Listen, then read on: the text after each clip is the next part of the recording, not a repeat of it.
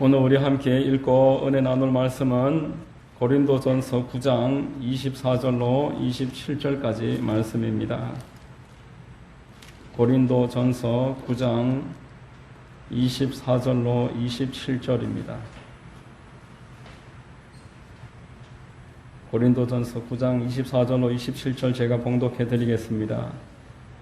운동장에서 다름질하는 자들이 다 달릴지라도 오직 상을 받는 사람은 한 사람인 줄을 너희가 알지 못하느냐. 너희도 상을 받도록 이와 같이 다름질하라.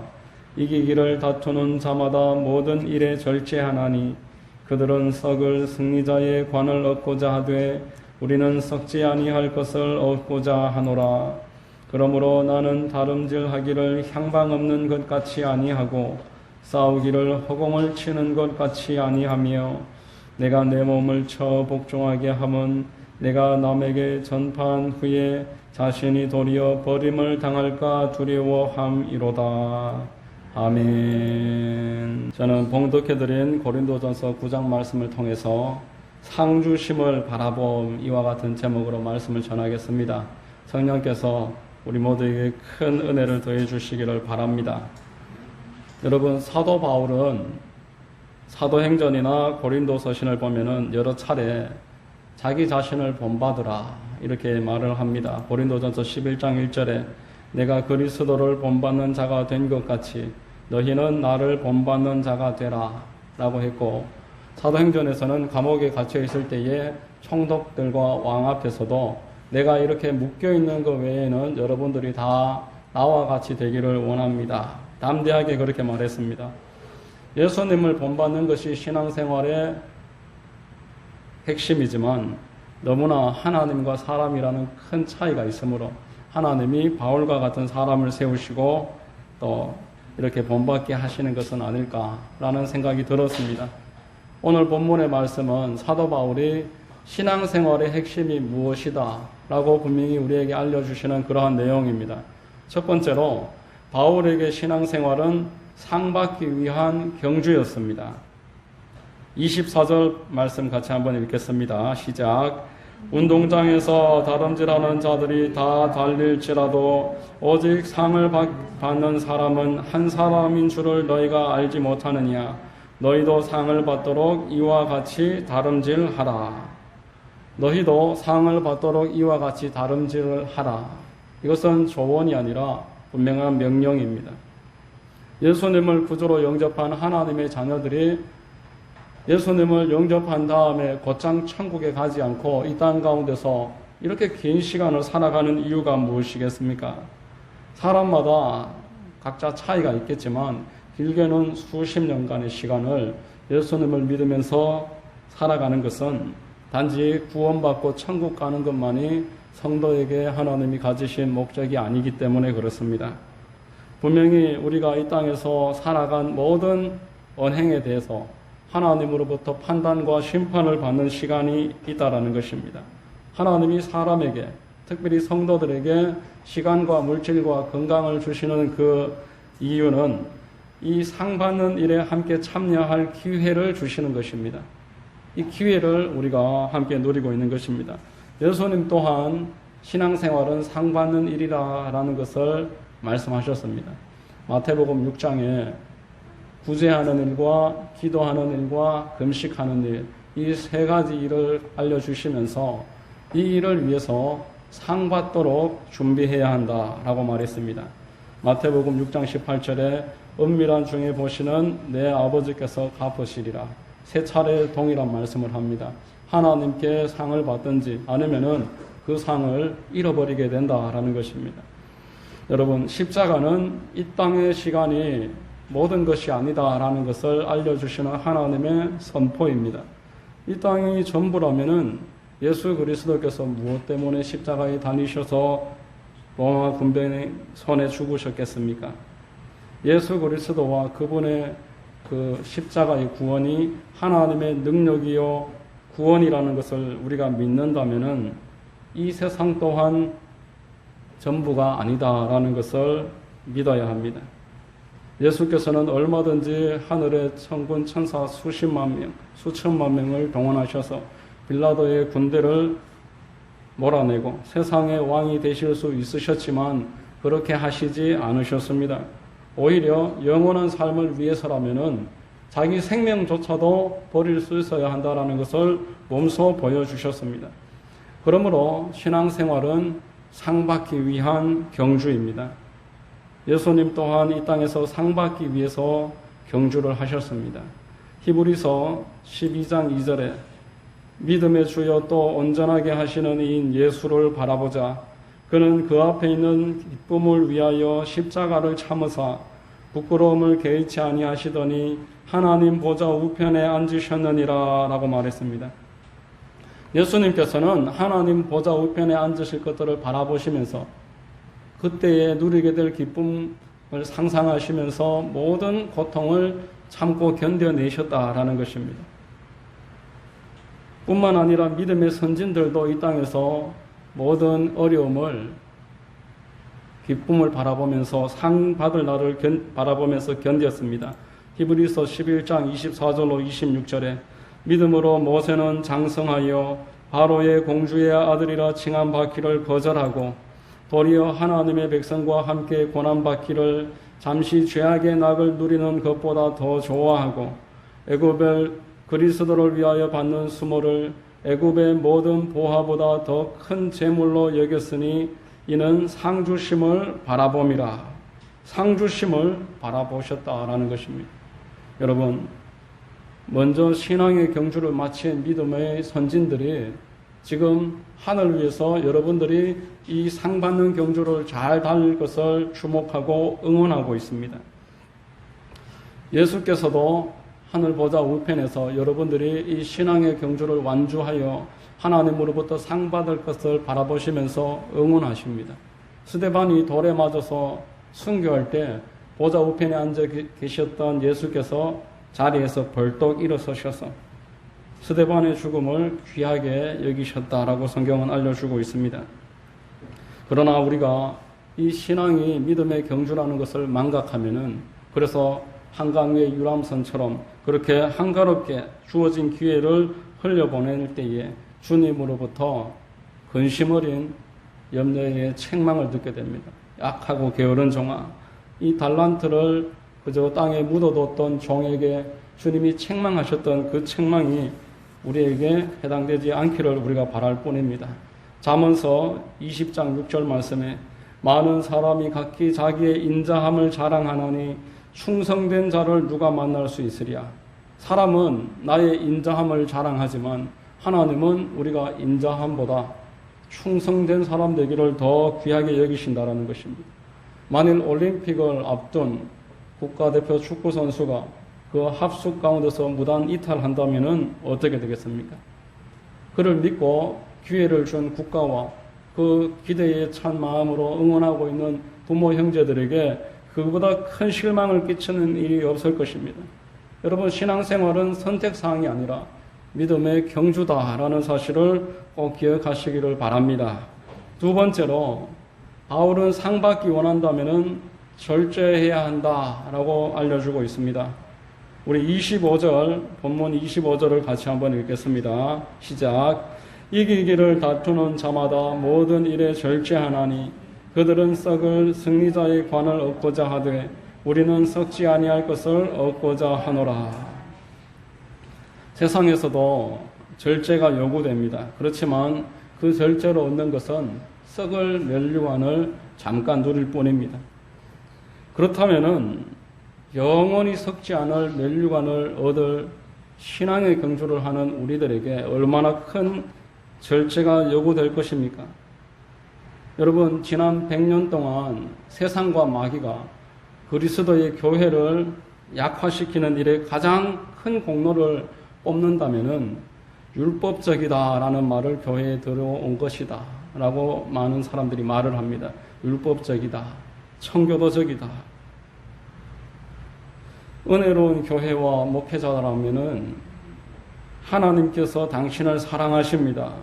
구원은 하나님의 은혜로 받습니다. 이 말만을 해야 하고 그 외에 다른 말을 하면은 율법적이다 또는 청교도적이다 라고 하면서 그 입을 막아버리는 것입니다. 여러분, 과연 율법적이다 라는 말의 의미가 무엇입니까? 율법이 나쁜 것입니까? 율법은 선한 것이며 율법은 하나님의 의를 나타내는 것입니다. 디모데전서 1장 8절에 그러나 율법은 사람이 그것을 적법하게만 쓰면 선한 것임을 우리는 아노라 라고 말했습니다. 로마서 7장 12절에 이로 보건대 율법은 거룩하고 계명도 거룩하고 의로우며 선하도다 라고 말했습니다. 율법은 참으로 거룩하고 신령한 것이고 율법은 하나님의 뜻이며 이 일을 잘 지키는 것을 하나님은 선하다라고 말씀하는 것입니다. 다만 이를 지키지 못하는 사람에게 다시 한번 용서를 허락하고 기회를 더해주는 것, 그것이 바로 복음입니다.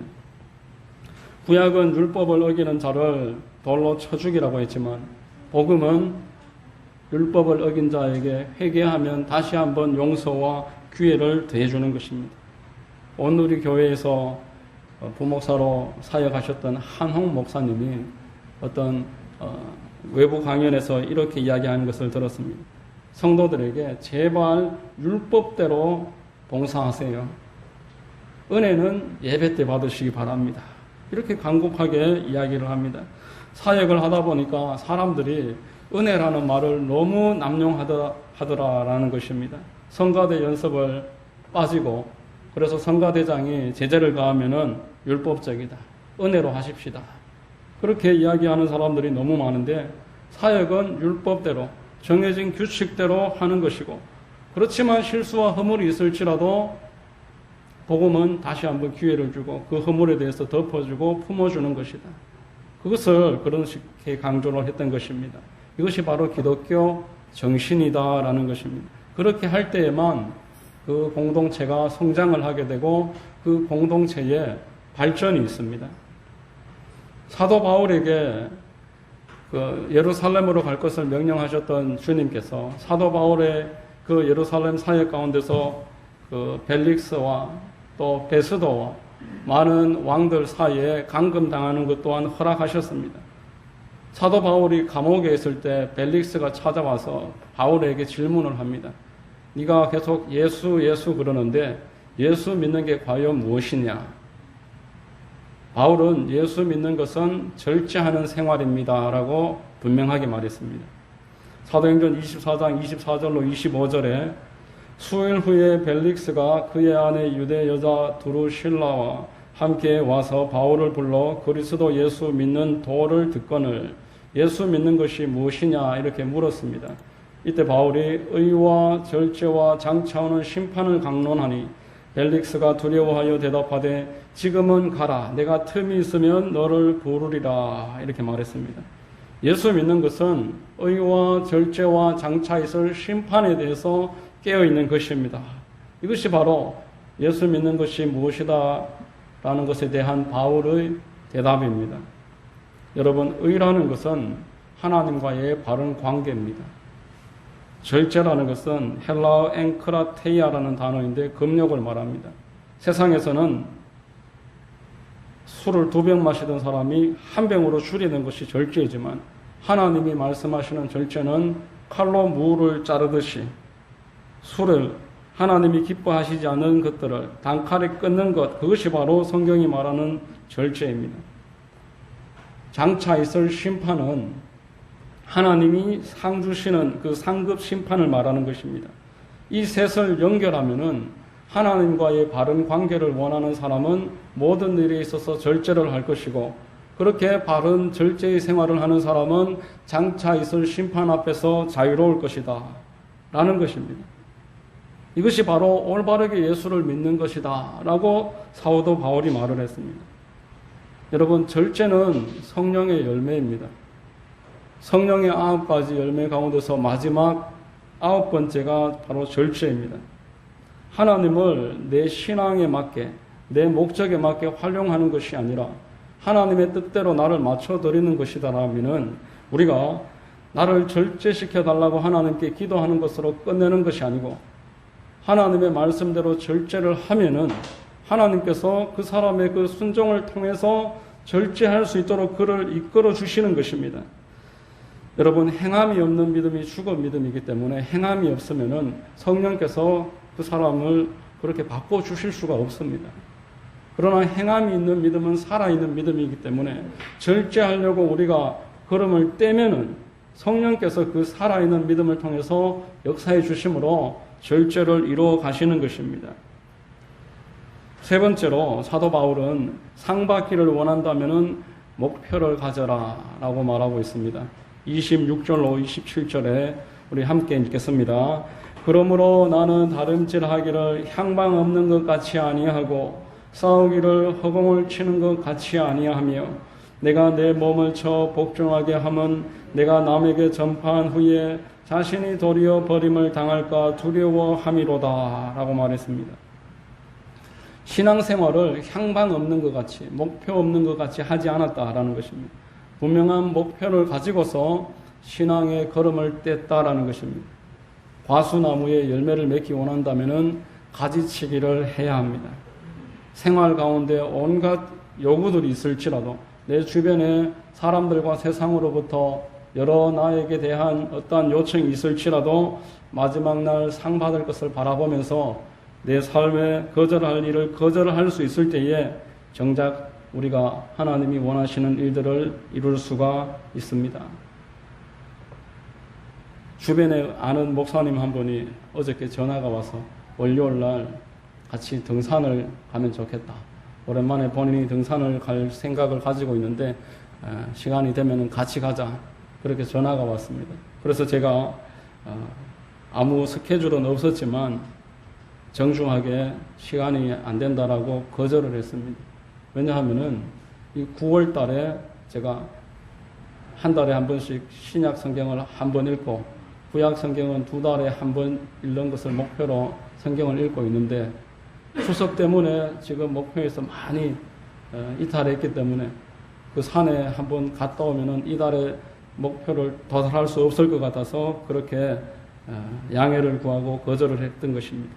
여러분, 하나를 선택하면은 다른 하나는 포기할 수밖에 없습니다. 그러므로 우리는 기도를 위해서, 전도를 위해서, 구제를 위해서, 또 하나님이 기뻐하시는 여러 말씀에 대한 순종을 위해서, 상받기를 위해서 내 삶을 절제해 나갈 뿐더러 목표를 세워야 하는 것입니다.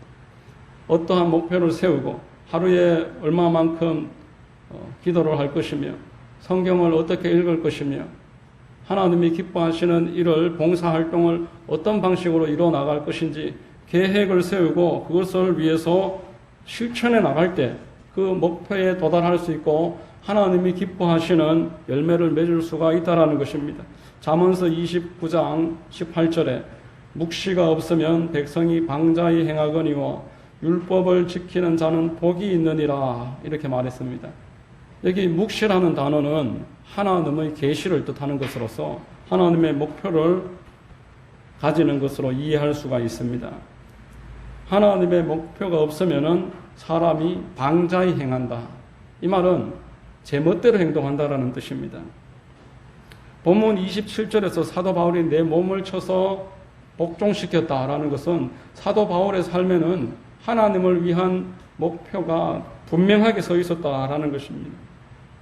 여담이지만 우리 김 지사님이 지금 병원에 입원하셨는데 2년 동안 아침 저녁으로 1,000번제를 하셨어요. 2년 동안 1,000번제를 하시면서 그 교회에 2년 동안 한 번도 빠지신 적이 없었습니다. 그래 5월 달에 1,000번제를 마치셨는데 5월 달에 1,000번제 마치시고 지금 2달 동안 병원에 입원을 벌써 2번 하셨습니다. 지난주 수요일 날 추석을 쉬고 나서 이제 넘어지셨는데 오른 손등에 뼈가 골절되셔서 제가 금요일 날 병문안을 다녀오면서 집사님 1,000번째 다시 하셔야 되겠습니다. 그렇게 이야기를 그냥 우스갯말로 했습니다마는 그 말이 그냥 한 생각이 아니라 제 마음에서 그런 생각이 들었습니다. 내가 목표를 지키는 줄 알지만 그 목표가 나를 이끌어 간다라는 것입니다. 목표가 나를 인도해 주고 있다라는 것을 우리가 시간이 지나면은 경험하게 됩니다. 우리가 어떤 간증을 원한다면은 반드시 그 일에 대해서 목표를 세워야 합니다. 그럴 때에 하나님이 그 사람의 그 목표에 따라서 그를 인도해 주십니다. 사도 바울은 사도행전에 두 번의 큰 목표를 세웁니다. 첫 번째 목표는 예루살렘에 올라가는 것이 목표였고, 두 번째 목표는 로마에 가서 복음 전하는 것이 목표였습니다. 사도행전 20장 22절에 보라, 이제 나는 성령에 매여 예루살렘으로 가는데 거기서 무슨 일을 당할지 알지 못하노라. 예루살렘으로 올라가서 복음을 전해야 하기 때문에 그 주변의 사람들이 거기 올라가면 반드시 고통을 당하게 되고 어려운 일이 있을 것입니다. 만류를 했지만 사도 바울은 자기 목표에 따라서 심지어 돌에 맞아서 죽은 줄로 제자들이 생각할 정도의 고난을 당했지만 그 목표에 따라서 예루살렘에 올라갔습니다. 사도행전 23장 11절에 그날 밤에 주께서 바울 곁에 서서 이르시되 담대하라, 내가 예루살렘에서 나의 일을 증언한 것 같이 로마에서도 증언하여야 하리라 라고 말합니다. 로마로 올라가는 길에서 유라굴로라는 광풍을 만납니다. 그 광풍 가운데서 열 나흘 동안 사람들은 다 삶을 포기했습니다. 삶의 소망을 잃어버렸다라고 성경에서 말합니다. 그런데 사도 바울은 홀로 소망을 잃지 않았습니다. 나에게는 복음을 전파해야 되는 사명과 목표가 있기 때문에 하나님께서 나를 여기에서 이대로 버리지 아니하실 것이다. 그러므로 기도하다가 주님으로부터 음성을 듣고 모든 사람의 생명을 너의 손에 붙이겠노라. 주님이 말씀하시고 그 모든 사람이 거기에서 구원을 받았습니다. 여러분, 신앙생활에는 반드시 사항이 있습니다. 갈라디아서 6장 7절에 스스로 속이지 말라. 하나님은 업신여김을 받지 아니하시나니 사람이 무엇으로 심든지 그대로 거두리라. 하나님은 반드시 심고 거두게 하시는 분이시고, 심지 않고 거두려고 하는 것은 하나님을 속이는 것이고 스스로를 속이는 것이고 하나님을 업신여기는 것이다 라는 것입니다. 여러분, 믿음으로 의롭다함을 받는 것은 복음의 출발입니다. 그러나 상받음을 바라보고 그 날이 오기까지 달려나가는 것이 바로 복음의 완성이 되는 것입니다. 믿음을 받는 구원에 관해서 그것만 강조하면 절름발이 신앙이 될 수밖에 없습니다. 반드시 하나님은 공평하심 가운데 그 사람에게 맡기신 1달란트, 2달란트, 5달란트에 대해서 평가하시는 날이 와서 그때 착하고 충성된 종아라고 칭찬받을 사람과 악하고 게으른 종아라면서 책만 받을 사람이 나뉘어지는 날이 있다라는 것을 기억하는 것이 올바른 신앙인 것입니다. 성경은 한 번도 믿음으로 구원을 받았으니 거기에서 더 이상 발전할 아무런 이유가 없다라고 그렇게 알려주지 않았습니다. 사도 바울도 그렇게 이야기한 적이 없습니다. 하나님은 성도가 구원을 받았다면은 이제부터 그 몸으로 하나님의 의의 병기가 되어라라고 말씀을 했습니다. 로마서 6장 12절로 13절에 그러므로 너희는 죄가 너희 죽을 몸을 지배하지 못하게 하여 몸의 사욕에 순종하지 말고 또한 너희 지체를 불의의 무기로 죄에게 내주지 말고 오직 너희 자신을 죽은 자 가운데서 다시 살아난 자 같이 하나님께 드리며 너희 지체를 의의 무기로 하나님께 드리라. 여러분, 사도 바울이 로마서를 시작하면서 이신칭의를 이야기했습니다. 믿음으로 구원을 받는다. 그것으로 끝이 아니라 그 중반부에 가면은 너희 몸을 이제 죄에게 내어주지 말고 의의 병기로, 의의 지체로 너희 자신을 하나님께 드려야 한다라는 것입니다. 내가 피값으로 산 너희 몸을 죄 짓는 일에 쓰지 말고 하나님의 나라를 위해서 하나님이 기뻐하시는 일에 헌신하라는 말씀입니다. 여러분, 오중복음을 이야기할 때 첫 번째 중생의 복음, 그리고 중간에 신유와 축복과 그리고 성령 충만의 복음, 마지막에 중생의 복음, 재림의 복음입니다. 주님을 다시 만날 날을 예비하는 것이 복음의 완성인 것입니다. 오늘 이 사도 바울이 알려준 대로 주님 만나는 날이 나에게 기쁨이 되고 감격이 되기 위해서는 신앙생활이 상받는 것을 준비하는 생활인 것을 기억을 해서 모든 일에 있어서 절제하고 착한 일을 준비하는 것, 그것이 바로 하나님이 우리에게 맡겨주신 신앙의 경주이고 우리에게 맡겨주신 축복입니다. 이 축복으로 말미암아서 하나님께 상 받는 날을 거대하면서 그 날을 향해 달려나가게 되는 여러분들 다 되시기를 예수님의 이름으로 축원드립니다. 기도하겠습니다. 좋으신 하나님 감사합니다. 오늘 말씀을 통해서 신앙생활은 상 받는 날을 고대하는 생활임을 깨닫게 하심에 감사합니다. 우리가 더욱더 삶 가운데 절제를 이뤄나가고 목표를 세워서 하나님 기뻐하시는 그러한 신앙생활이 이루어질 수 있도록 인도하여 주시옵소서. 모든 것을 믿고 감사드리오며 거룩하신 우리 구주 예수님의 이름으로 감사하고 기도드리옵나이다. 아멘.